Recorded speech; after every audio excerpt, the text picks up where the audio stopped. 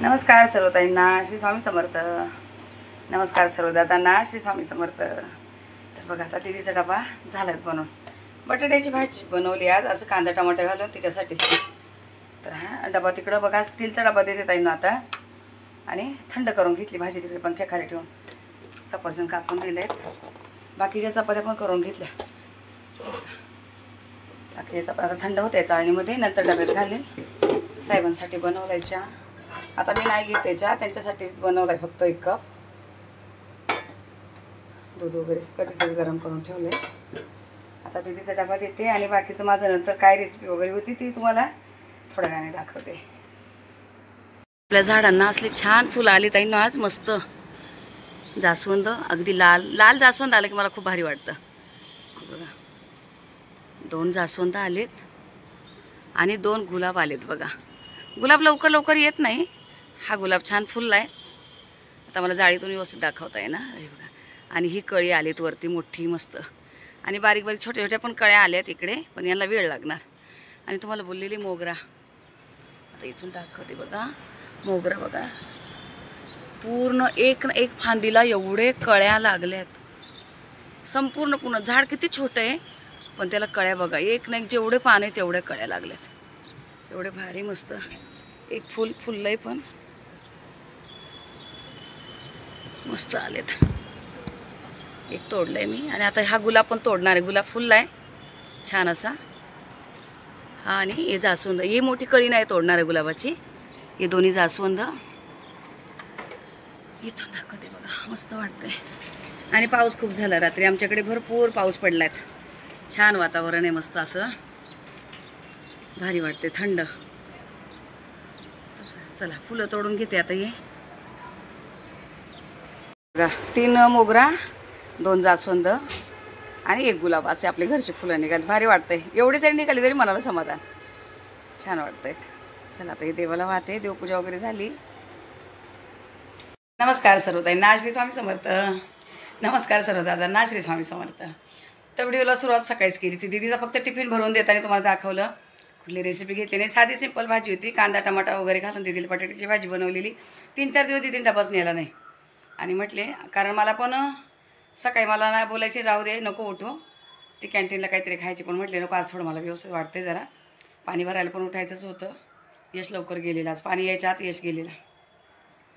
मग दीदी गेल्यानंतर देवपूजा वगैरे सगळी करून दिली. बघा स्वामींना अभिषेक वगैरे घातला, वस्त्र वगैरे चेंज केले. घरचे 2 फुलं आलेले बघा, जास्वंद कसली भारी मस्त लाल. तर 2 फुलं होते तेच वाहिले. आता येतील मोगऱ्याला, भरपूर येतील बघा. जास्वंदाला आणि मोगऱ्याला खूप अशा कळ्या आल्यात. तर ठीक आहे, देवपूजा वगैरे सगळं करून झालं. जेवण वगैरे बनवून झालं. माझा उपवास आहे, साबुदाणा बनवायचा, कपडे वगैरे टाकले आणि आता जायचं आहे बाजारामध्ये. पण मी आता त्यानंतर बनवलं मी भाकर वगैरे, दोडक्याची भाजी, पण त्याची काही रेसिपी घेतली नाही, पण तुम्हाला दाखवते तरी. पण बघा गॅस वगैरे रिकामं करून ठेवला येतं ताईंना आल्यावर हे करायला, कारण आता येतील. आता मी बाजारात जाणार, ते येणार इकडे. हे बघा 1 भाकर बनवली, चपात्या बनवल्या. ही दीदीची बटाट्याची भाजी होती, सकाळची काढून ठेवली.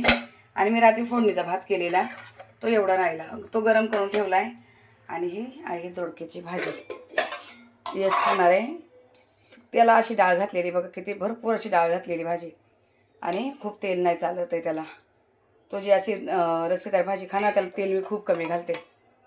तर असं हे करून ठेवलं आहे. हे झालं आहे, आता ताई आवरतील. बाकीचं मी त्यांना भांडी जमा करून ठेवलेत. आणि मला ही साहेबांनी ना ही पर्स आणलेली, म्हणजे बरेच दिवस झाले, पण मी आज काढली बाजारात न्यायला. बघा असं पोटलीसारखी आहे, छान मस्त आहे, पकडायला वगैरे पण आहे, छान वाटतंय. मला एका ताईची कमेंट होती मागे, मी त्या ताईला रिप्लाय नाही, हल्ली कोणालाच रिप्लाय नाही जात आहे, त्याच ताईंना काय कोणाच जात नाही आहे. ताई बोलते की एवढे भाजी वगैरे बनवतं, क्वांटिटी जास्त दिसते, एवढी संपते का?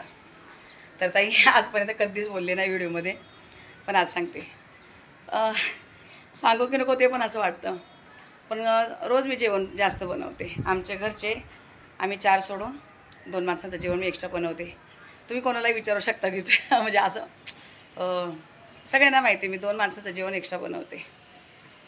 आपल्या ताई असायच्यात, त्या नेहमीच जेवायच्या, पण आता या ताई येतात फक्त चहा बरोबर 1 चपाती खातात त्या, त्यानंतर जेवते नाही. आणि 2 माणसं तुम्हाला सांगते, पण ते सांगायचं नाही का कसं. आणि न पैसा घेता न पैसा घेता मी कधीच पैसे घेतले. लॉकडाऊनपासून करते असं. जेव्हा लॉकडाऊनवरून गावी जाऊन आलेलो आणि हे जिथं काम करता साहेब, तिथं एका मुलाची आईची तब्येत खूप हे असायची आणि तिला उठून वगैरे जेवण वगैरे नाही बनवायला व्हायचं काही. तर रोज लॉकडाऊनपासून त्याला आणि एक त्यांचा दुसरा पण मित्र होता नालासोपाऱ्यावरून यायचा, दोघांना मी सकाळ नाश्ता पण आणि जेवण पण दोघांना. तेव्हापासून मला सवय लागली. रोजचं मी 2 ते 3 माणसं जेवण एक्स्ट्रा बनवते ताईंनो.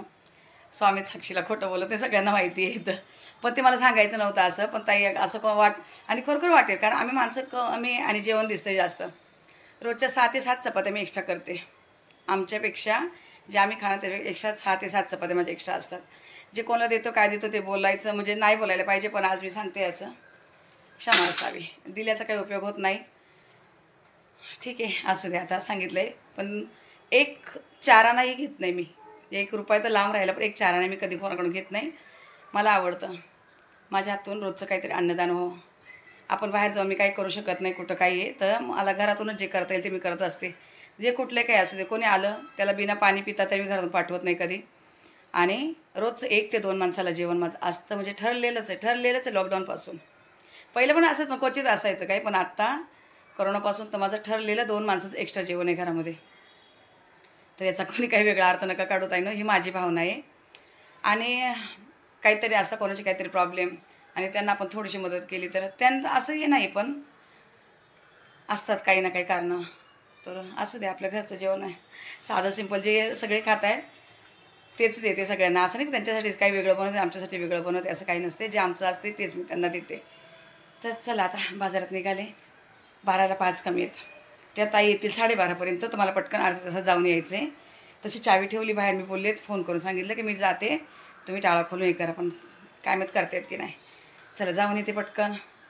आणि कोणी काही मी जे बोलले त्याचा कोणी काही वेगळा अर्थ काढू नका ताईंनो. चला भेटते बाजारात आता तुम्हाला.